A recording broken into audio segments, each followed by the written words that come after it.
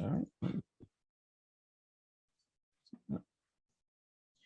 Welcome to Biztech Technology Show, the show where we feature tech companies operating globally, talking about their solutions and how they make a difference to their customers' businesses. Today, our conversation is about IT financial. Today, our conversation is with KnowBe4, and our guest today is Perry Carpenter, Chief Evangelist and Strategy Officer at KnowBe4. Now, KnowBe4 is the world's largest security awareness training and simulated phishing platform that enables you to effectively manage the problem of social engineering. Now, welcome to the show, Perry. Hey, thank you for having me. Now, Perry, for a start, could you tell us about KnowBe4 and its history? Yeah, so we started around 2010. We're North American based and have been growing substantially since then. What our focus really is around security awareness. Now, security awareness is a little bit of a slippery term because awareness really indicates that somebody knows and understands something. And so there is an education focus, but we really move way beyond that because knowing something doesn't translate into behavior. And when we're thinking about security problems and social engineering, as you mentioned, we're really wanting to train the right behavior and up-level somebody's security hygiene so that you can reduce risk within the organization. And so that's what we're really all about is awareness, behavior, changing a corporate culture so that it's more risk aware, and then ultimately driving down risk within the organization. Okay, could you help us to get our heads around what social engineering in a security context is all about? Yeah, social engineering, if I were to say it as plainly as I can, it is someone trying to trick you into doing something that is in their best interest.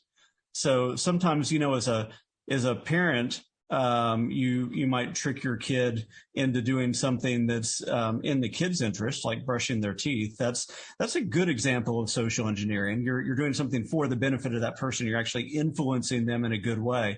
But in the cybersecurity world, we talk about social engineering in these examples of a cyber criminal, or what we call a threat actor, tricking someone into clicking a link on an email that might take them to a malicious site and download malware to their computer, or further trick them into giving away a user ID and password combination, or trick them into interacting with the threat actor in different ways. So social engineering at its core is just deception and trickery in a way that benefits the attacker. Okay, interesting. Then how does KnowBe4 and your solutions help us solve all these problems? That's a good question. So if we go again back into our history around 2010, anytime somebody said security awareness, it was essentially posters in the hallway, newsletters sent out to people, slideware of the security team saying, here's the right policy to follow. That was security awareness. And it was good for what it was, but it was not effective. It was, the content was really boring. It didn't really change the risk profile of the organization. It may have helped somebody become more compliant with a regulation. What we're really trying to do as a company, though, is to change security-related behaviors. And one of the biggest behaviors that we need to have an effect on, and that really KnowBe4 built its business around, was dealing with the biggest social engineering threat that we have, which is phishing. So somebody, cyber criminal, sending out a phishing email that has a malicious link or a piece of malware embedded in it, or just using straight trickery to get somebody to send off information that they shouldn't send. And so KnowBe4 really founded its business around doing simulated phishing attacks to train employees to not fall for those things, or to fall for them dramatically less. And one of the things that started to happen when people saw the effect of that, they would do a baseline test and they'd say, oh, you know what, if we've never done any kind of training like that before, generally 35 to 40% of people at any given time in our organization will fall for a phishing test. But if we consistently do training, in that simulated phishing type of mindset, and we do that, let's say 3 months in a row, we can see that number, that susceptibility number, get cut in half. And if we do that for about a year, it goes down way dramatically to like under 5%. And so what that means then is you are reducing risk in the organization. And then, of course, auditors and regulators and other people that really look at security started to say, oh, this security awareness stuff can work when you build in behavior management types of strategies with that. And then the market for this type of product really, really exploded, became very prevalent. And here we are now. The other inflection point is in 2014, there was the first weapons grade ransomware strains that were going around.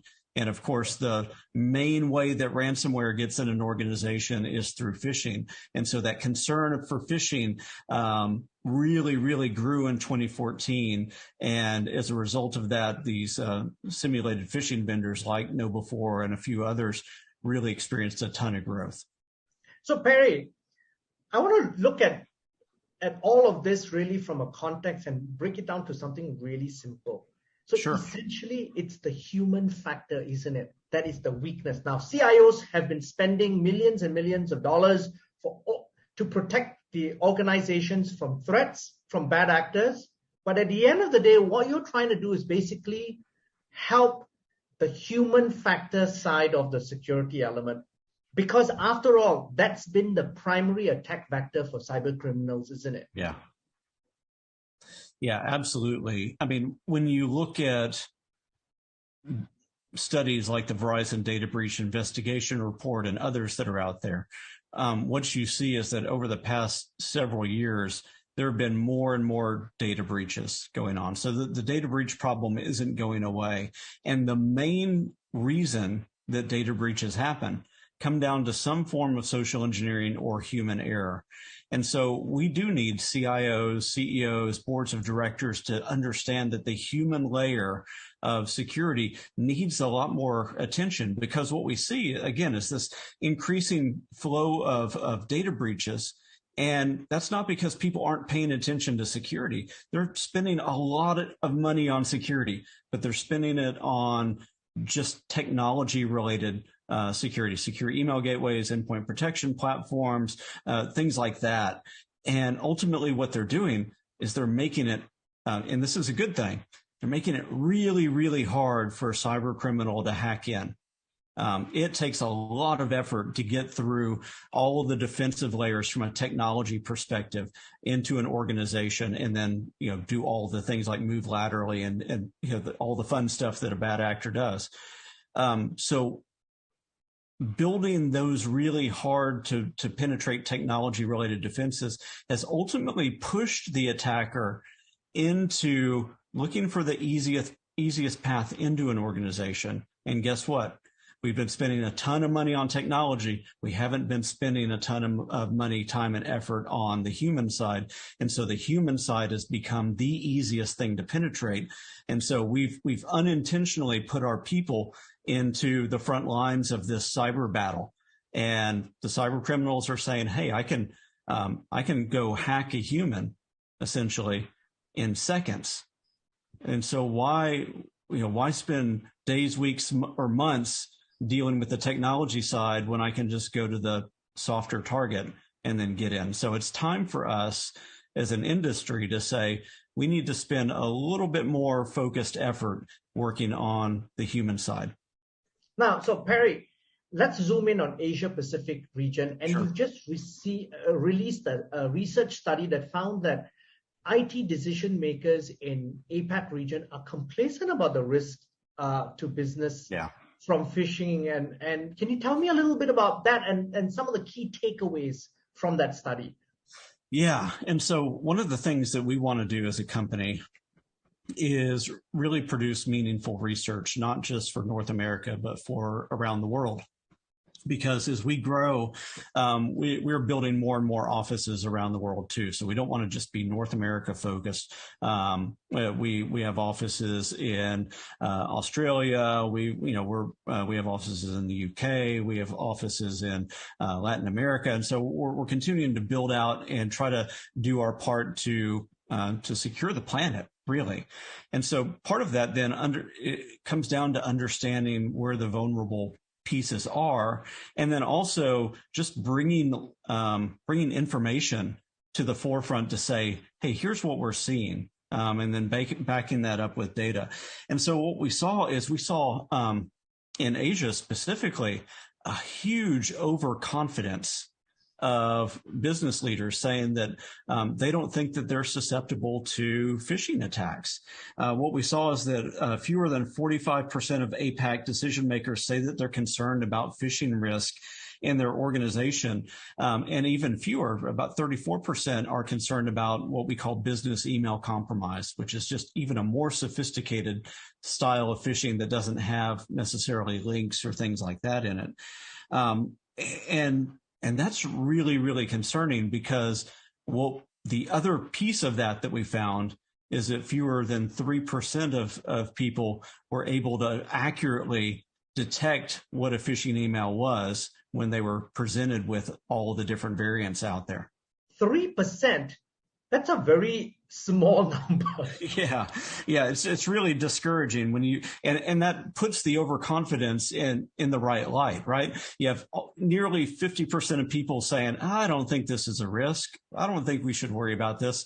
And then you show them all the different things and say, all right, do you think that you would be able to tell this is a phishing email? Do you think you'd be able to tell this is a phishing email? And then it goes down to 3% are able to accurately make that distinction. And I should be very clear too. That is traditional phishing emails, and then also SMS, so text-based phishing. And that overconfidence is going to translate into more and more breaches. And that's the concerning piece. And so that's why we're publishing research like this, because people need to have more than just security vendors saying you need to worry about this. They need to see for themselves in hard numbers, in a data-driven way, what their own vulnerability is. Not to rub it in anybody's face, but to raise that red flag so that we, as we around the world, can start to address this in a more proactive way. Now, Perry, the other thing that's also very prevalent is scams. And I think certain scams are more prevalent in APAC, perhaps, than other parts of the world. Could you shed some light into scams and what your research has told you? Well, and let me broaden this out a little bit, because I don't think that when it comes down to it, there's not necessarily scams that are more prevalent in one part of the world than another. What it comes down to is that there are ways to hijack the human mind that become more effective in one part of the world than another, because of the cultural influence points, right? Because if let's say I'm in Asia and I get a phishing email that says Bank of America, well, I'm probably less likely to click on that than if I see one that is my local bank that I do business with every day. Correct. And so when you look at scams, I always think about what are the cultural influence points that are relevant to that part of the world, because when it comes down to it, the tricks are all the same. And the psychological piece of this is all the same. Let me find a way to inject fear or urgency, or try to tap into somebody's greed in some way. And if I can do that as a cyber criminal, then I'm going to be effective, whether that's in North America, or whether that's in Asia, or whether that's in Europe, or Latin America, or anywhere else. It is all those inflection points, or fear, or urgency, greed, and several others that we could go through at some point if you wanted. Okay. If I were a business, I would be afraid. So how would I be able to protect myself? Could you give us some advice in terms of a toolkit that we could go through in order to protect ourselves better? Yeah, I mean, the biggest thing that you can do is, in a very empathetic way, confront people with the reality. I mean, like this, things like this study of saying, oh, you know what, only 45% of people believe that phishing is a risk. And now look at the dismal results when it comes to somebody's ability to actually detect what a phishing email is. That's really important, because what that does is it opens up conversations and it helps somebody realize their point of vulnerability. I'll go back and I'll use that word empathy again, though. You have to do this in a way that doesn't feel like you're condemning somebody or calling them stupid. If a security awareness program, or any security program, is built around something where people feel viewed as less than, or like you view them as stupid, or like you're laughing at them when they fail, then you've kind of already lost this from a human relationship perspective. So the toolkit really, the one tool that you need to have is empathy. Another one is insight into the human condition, why people fall for these things. You can use tools like what we have at KnowBe4 and other vendors around have, security awareness tools, simulated social engineering tools, to be able to test that, because ultimately what you're wanting to do when it comes down to simulated phishing is you're building a behavior pattern. And that also means that when you put that tool in your toolbox, you need to use it the right way. I'll tell you the wrong way that I see it used is that somebody does a simulated phishing test once a year or once a quarter. And the example that I always give there is, if we take simulated phishing and we say we're trying to build a behavior, then ultimately you're trying to build muscle memory, you're trying to build a reflex, you're trying to build a strength. And the physical analogy there is, if I were trying to do the same in the physical world, well, then that equates to something like exercise or training for a sport. And if I were to only go to the gym and exercise once a year, the only thing I realize is how weak and pathetic I am. If I want to change my physique, if I want to build a right behavior pattern, build muscle memory for a sport, the way that you do that is you go as often as possible, so that you can build the habit that you need, you can build the right muscle reflexes, and you can build the right strength. At all times, when it comes to behavior, you're either building strength or you're allowing things to slide into atrophy. So another thing with something like security awareness is continued repetition for the behavior or the information that you need to get through, because people forget very rapidly, they get wrapped up in their own lives, and habits get lost very, very easily when they're not continually trained. So, Perry, one of the key things that struck me when you were explaining this was the fact that this social awareness, this awareness of security is not a CIO issue. It really has to come right from the top. The CEO has to take ownership of this and push it down the organization. And HR needs to be also actively involved to ensure that that culture becomes pervasive throughout an organization. Yeah, absolutely. So this is a culture that you're trying to build in your organization. Actually, I'm not here to plug a book, but I, about 2 weeks ago, did release a book called The Security Culture Playbook, and it is all about reducing risk and trying to foster a security culture in an organization. And one of the things that I always say in that book and in other research that I've done is, if I were to back up for a second, you hear people talk about, I need to go build a security culture in my organization. And I always want to correct people. And what I say instead is, you already have a security culture in your organization. People already have security related values and beliefs. The question is, are they the ones that you want? Are they positive or are they negative? There's security influence within your culture, whether you want it there or not. The question becomes is how strong, how intentional, and how sustainable are those security related beliefs or values or behaviors? And then what do you need to do based on how you measure that and observe it? And so that culture piece, straight from the top, also from the bottom up, and then all throughout the middle with different influence campaigns that you can use becomes really, really important to pay attention to. It's been really interesting getting insights from you, Perry. So what's the plan for KnowBe4 for the Asia-Pac region for 2022-2023? As a company, we continue to scale up, both in Asia-Pac and around the world.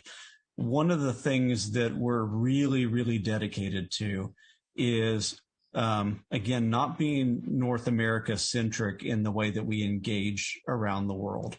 And so you'll see us continuing to have relevant, not only translations, but localizations of content, doing continued studies like the one that we talked briefly about today that really pinpoint some of the mindsets and the problems that are going on within specific regions. And then you'll also see us as a company around the world, regardless of what region you're in, really pushing the idea of not just awareness for the sake of information, but being able to build sustainable behaviors, to have a cultural impact within an organization for the purpose of reducing risk. And so if you were to go look at press releases that we did over the past 6 months, you'll see that we purchased a company called Security Advisor at the end of last year. Mm-hmm. And that is a behavioral platform that does just-in-time behavioral reinforcement. So it connects to lots of different pieces of the IT infrastructure, starts to see behaviors as they happen.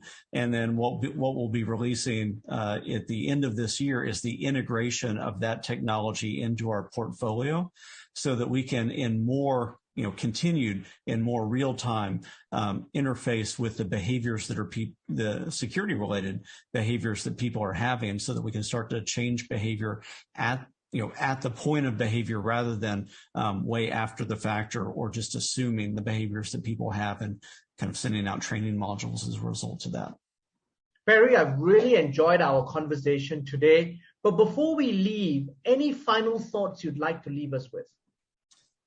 Man, the thing that I would say, and I think that the past 2+ years has shown us this, is that we really need to have a better understanding of the human condition and the frailty that comes with humanity. So humans are, at the end of the day, the reason that everything that we engage in from a business perspective or from a logistics perspective or anything else, everything that we engage in is ultimately to serve humanity in some way.